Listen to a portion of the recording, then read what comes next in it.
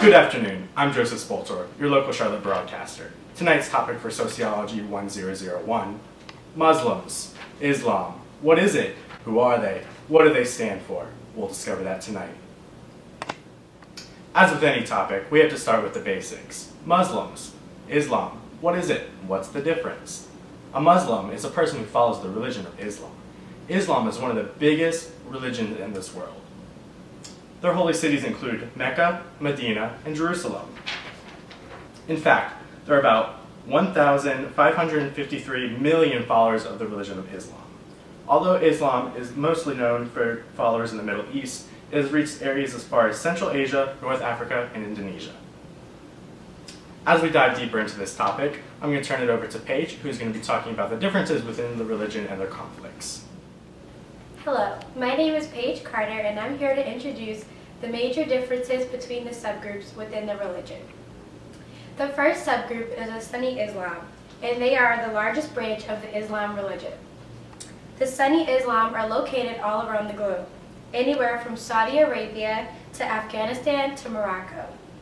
87 to 90% of Muslims consider themselves Sunnis. The second largest subgroup is the Shia. Shia are located in Iran, Iraq, and Pakistan. Only 10 to 13% of total Muslim population are Shia followers. The third subgroup are the Sufi. Sufi is a special method of prayer within the Islam religion. Either Sunnis or Shiites consider their subgroup in addition to the Sufi subgroup. Sufis have mystical beliefs and attempt to directly experience God through intensive prayer. After Muhammad's death, there was a conflict within the Muslim population in reference to who ruled the Muslim nation. The Sunni believed that the leader should be someone who kept the community together. The Shia disagreed and wanted to give the power to first of Muhammad's descendants. So the Shia decide that they are only going to follow self-elected imams, those chosen by God, while the Sunni are more democratic and want what is best for religion overall. As you can see, within the religion, there are many different disagreements and many different beliefs. And now we're going to interrupt our evening program to send you over to Peshawar, Pakistan with Camry to give you guys a glimpse of the weather. Thanks, Paige. Hello, I'm Camry Gaddis. It is April 20th, also known as 420. I am here in Peshawar, Pakistan with your weather. It is 70 degrees with 40% humidity, and it is a bit hazy. Now, back to regular scheduling with Paris on dominant ideology. Hi, I'm Paris France Lynch with your dominant ideology facts. Some people wonder what is the difference between the Muslims and the Christians. Well, I'm here to clear it up for you. Muslims believe that the Islamic religion is law-oriented, not theologically oriented. It is basically deal with nature. Muslim culture prays 5 times a day, the ritual prayer from the Surah 1 and 2. This is where it relates back to Christianity from the Holy Bible, James 4 and 7. Both verses relate back to submission. Along with the 5 times a day, they pray for the 5 pillars. The testimony of faith, which every follower must testify their belief of God and the denial of any other God. Prayer helps them feel more connected with God. Giving zakat. All things come from God, and we must give back the portion of our earnings to further God's work. Fasting. During the month of Ramadan, one must fast from sunrise to sundown. This is not only a fast food fast, but of all foods and sexual relations. Pilgrimage to Makkah is the annual pilgrimage to Makkah is the obligation once in a lifetime for those who are physically and financially able to perform it. Male pilgrims wear special simple clothes which strip away distinctions of class and culture so that we will stand equal before God. The 6 articles of faith. The belief in Allah, the belief in His angels, the belief in His prophets, His books, the day of judgment, and Allah's predestination. Now we're going to go head over to Paige with culture. When talking about the Islam culture, it can be said that it is pretty strict. Muslims are required to pray 5 times a day. Sometimes Muslims will pray at home, in their workplace, or during travel. They usually keep a prayer mat in their cars just in case they have to pray in between stopping. Usually they offer their prayers towards the direction of Kaaba, which is the center and starting point of Islam in Mecca. When it comes to cleanliness, Muslims are very strict. They think it is of the utmost importance and especially a prerequisite to prayer. Animal saliva is considered very unclean, and because of this, Muslims usually don't keep their pets in their homes. As you may know, a lot of Muslims are required to have certain dietary restrictions, such as no pork or pork products, and also the limitation or complete forbidding of alcoholic drinks. Islam encourages Muslims to dress modestly. Muslim women are encouraged to wear the hijab, which is a head covering. It is a mark of devotion and commitment to their faith.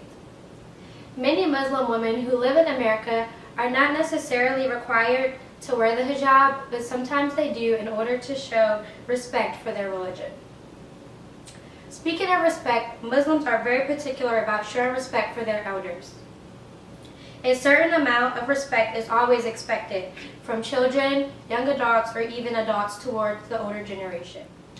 Voicing open and strong opposition to the views of elders can be considered an insult. So therefore, when talking to elders, it is always important to be respectful.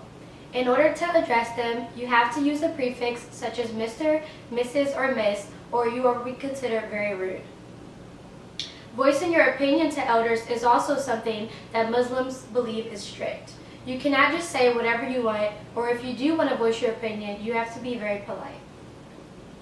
Social distance is especially important when it comes to women. In the Muslim culture, it is very important not to get too close to women, or it is common to see that women will back up from conversation if they feel that they are a little too close. And that will also make them uncomfortable. When it comes to proposing to a Muslim woman, you have to make sure that the husband asks for her father's hand in marriage. This is considered a sign of respect to not only the father, but also the whole family. Speaking of family, Islam is a very family-oriented religion. The primary means of transmitting the religion are through family. Therefore, parents, both mothers and fathers, take on a big responsibility when raising their children in the Muslim culture. Now that we have discussed many of the key parts of the Islam religion, we're now going to take a deeper look into some of the current events involving this religion with Paris. Now with the current events. Today's headlines are how Christianity and Islam took over the world in 90 seconds and how a panel on Islam got seriously heated. The spread of the gospel. It was produced last year by Western Conservatory in the Arts of Science. A magnificent name, Christian Ministries based in Tennessee, as a company to supposedly historically accurate map that depicts the spread of the gospel. A note on the ministry's website, biblical scriptures pitching the map as a beautiful visual that reminds the world of truth, the gospel, which has come to you, and indeed the whole world is bearing fruit and increasing. Real historians will doubtlessly find plenty to talk about when the broad sweep of the canvas. The ministry doesn't exactly have an objective approach to the history of Islam, but in another post, it looks forward to Syrian refugees being disabused by the Mohammedan ways. The Roman Empire shows Christianity sprouting up on the margins, then spreading elsewhere. Islam follows a suit a bit later, moving rapidly through the crumbling Byzantine and Sasanian empires, through North Africa, and into parts of Europe. They both inexorably expand thereafter. Of course, over time, the green-white tableau gets interrupted by ruptures in the forms of other hues. The purple rampages of the Mongols and the red splotch of communism. But this is more parts to keep it very, very simple. The politically boundaries and cultural spheres can be confusing throughout. In some instances, in the reach of religion is certainly political, such as Roman acceptance of Christianity in the 4th century and the spread of Islam through the first few centuries But elsewhere, particularly when gazing at centuries of supposed Christianity expansion in Asia, it seems a gross exaggeration. Christianity was never a major religion further in the East, but rather presented through small communities and traders of missionaries. The same is also somewhat true for Islam, rose across the vast swaths of Africa and Southeast Asia in the centuries after its birth. India, which represents almost a sixth of humanity, is hardly Christian and mostly Islam. Rather, it is a majority Hindu and far-bar Muslims and Christians within its borders. Thank you for joining us tonight as we discuss the topic about Muslim and Islam. Now that you know who they are and what they stand for, tune in next week as we talk about our next topic, race and ethnicity. Thank you. Have a good night. Facts about Islam is... Oh, dang it! No, I said... The Muslim pray... You're done. Wait. I was looking down, but I didn't know where I was looking. Waist and open and strong opposing.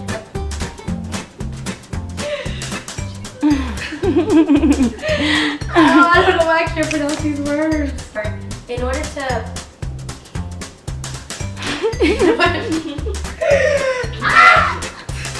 Fine.